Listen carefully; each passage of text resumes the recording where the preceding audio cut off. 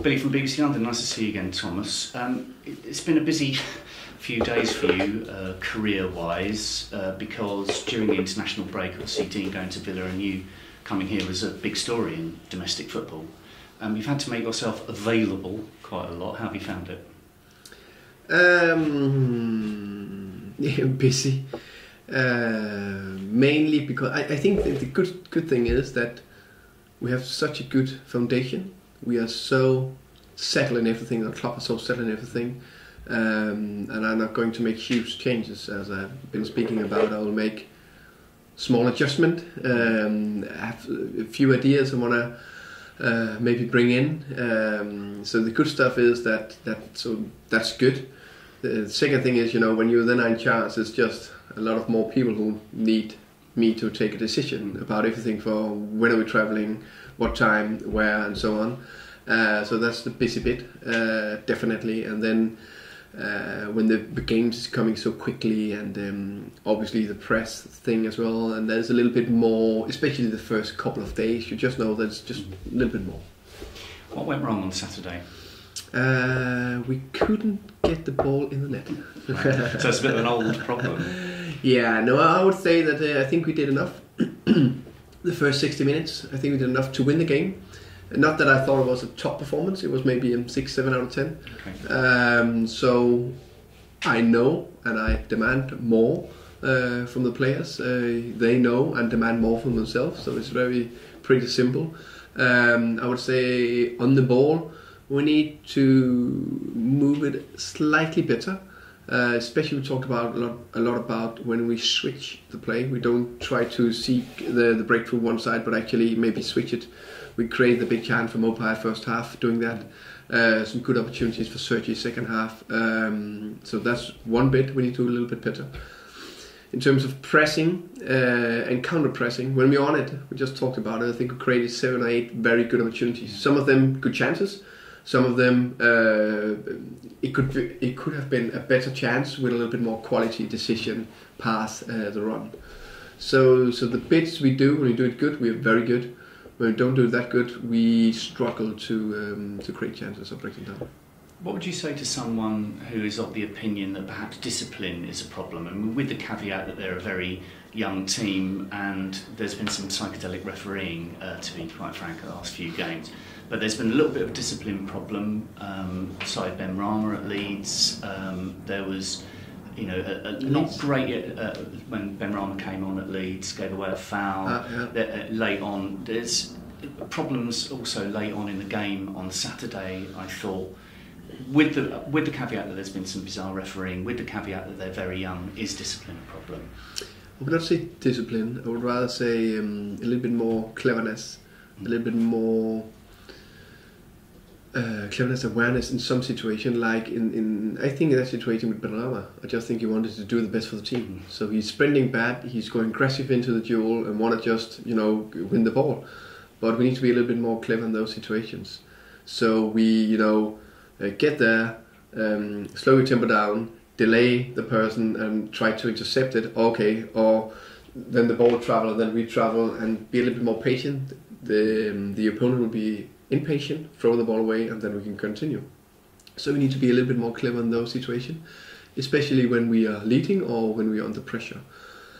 Because as I said, the distance when they're good, when we're going high pressure and everything, very good. But when we are getting a little bit under pressure, we need to you take better decisions, be more aware.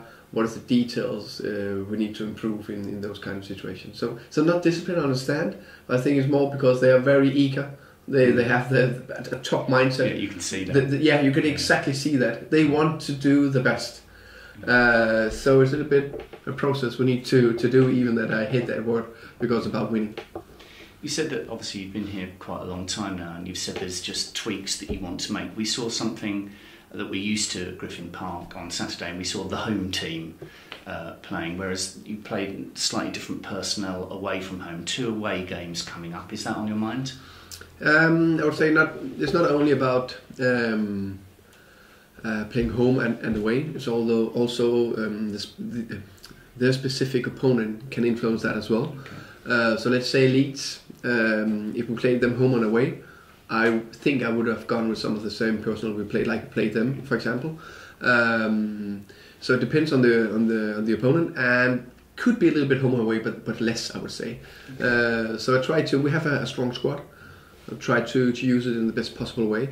Also a little bit of freshness because it's a long season, but also a little bit of different types in different situations. And then of course, always the form of a certain player. Okay. You mentioned there that you're now in charge of logistics a little bit more than you were. It's a very strange week this week, isn't it? Playing Wednesday away from home, long way away, and then playing Saturday, which is another long journey. How does this week pan out logistically? When are you off to Preston? Do you then come back? Do you then go to Norwich? How does it work this week? We come back and we start training a little bit later Thursday to give them a little bit longer rest, a longer sleep in their own bed. We prefer that when possible. And then it's just a normal travel day on Friday, training, travel, and then to Norwich. But of course, it's always 2 away games, long travels. But that's the way it is. We need to handle it. We need to perform anyway. And finally, from me, what are we expecting from Preston North End? Have you been speaking to the stats boys, and what are we expecting from PNE? I just came out of a meeting about the Preston.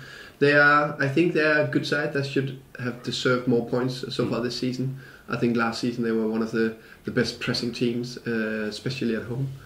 I still think they are. I think they maybe also because maybe they don't have the same confidence now because they lost some games. That's important. But I see them like a dynamic, energetic, good pressing side that we need to cope with. Okay, thanks very much, Thomas. Mr. P. Thank you very much indeed, Billy. Thomas, just to ask first of all about availability for Wednesday. Have you got a full squad lined up? So far, yes. There are a few doubts, of course. Julian, Jean-Vier.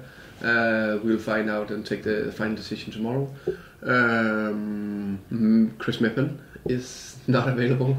Except from that, it should be fine. One player, McEachran, came off at half time. You said he had a knock. I noticed that yesterday he tweeted a photograph of himself lying on his bed next to his newborn son. I wondered if fatherhood had any played in his position in his ability. I would say hopefully only positive because that is one of the greatest moments in life to be a father or mother, and the best of the best wishes to Jess McEachran and his lovely wife Lily. So for me it's positive. That was just one of those. So is he available for? He's available. Yeah. Now, in terms of your options with Chris Meppen suspended, obviously on Saturday you moved Barbe into the centre and brought on Moses Adebayo. That's one option. Jean-Vier, can you clarify Jean-Vier's position? Is he was not in the squad on Saturday? Was he injured or he was. That was the issue. He had a minor injury, so we hope he's ready. We don't know yet. The final decision we have to take that tomorrow. Okay. Now, talking of centre backs, a player who was mentioned quite a lot by fans after Saturday's game, who didn't get a mention in many of the post-match interviews, was Edric Konsa. Seemed to me to have a rather good game. What did you think? Yes, he has a good game. I think he's a very talented player with a top potential. For me, he have a little bit of everything it takes to be a top player. He's good on the ball, calm, make good decisions. He should be a little bit more aggressive in duels, defending set pieces, attacking set pieces. If he can get that into his game, the sky's the limit. Okay. Now, one player we haven't seen since actually the Watford pre-season friendly is Marcondes. Now, Marcondes came off limping at that game. When I asked Dean Smith afterwards, what about his injury? He said, no, I always planned to take him off. We haven't seen him since. According to the medical bulletin, he has some condition, but no one's quite sure what it is. So what is the latest on Marcondes? The latest news is he was on the pitch today. That was very pleasing to see him there as a part trainer. And hopefully he can progress and go forward. And a little bit more than weeks when you've been out for almost 3 months. 2 months, 3 months, 2 months, 2.5 months. So hopefully we can see him soon out there training full power and compete for position in the squad. Does that mean that you now know what the injury was, or whatever it was has just gone away? No, I think it was I think we knew it was kind of a bone bruise. I think just that's just one of those that is difficult to handle. Okay. Now the Preston game, it's a long way from London. There's no there's no train back to London afterwards. So any fans who go up are either going to have to drive back or stay the night. A lot of people seeing that it's now available on the red button or on iFollow are saying they're not going to go to Preston, which means there'll be less people than there would have been. I don't know what the number is going to be. There's a debate about that issue. It's obviously an advantage to people who could never have gone, but on the other hand, the availability appears to disincentivize some people from going. You've worked in different countries. I think in Sweden, the mass streaming of matches actually bizarrely increased the attendance. So do you think the availability of TV and streaming makes people more interested in going to games or less interested?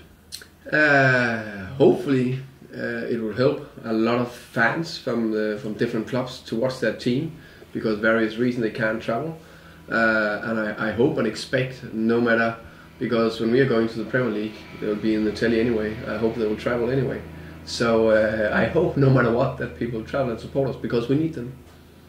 Thanks very much. You're welcome. Just very, very finally, Thomas, you did an update from Neil Gregg last week where he talked about players like Rico Henry and Emiliano and Josh Silva getting closer.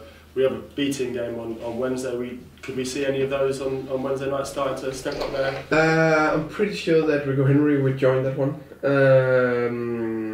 Just the Silva as well would definitely be a possibility. Now I'm just thinking, because we just have a little, it's depending on how we name the squad tomorrow. Emiliano, no, he's the first part-time trainer today. It would be good to see Rico. It's been a long time out for Rico. Great to see him back on a football pitch. Oh yeah, it's been great to have Rico Henry in the training. He's training full power the last couple of weeks, and he's just, with his energy, just bringing the level up straight away. So very pleasing, and hopefully we can see him soon in the squad.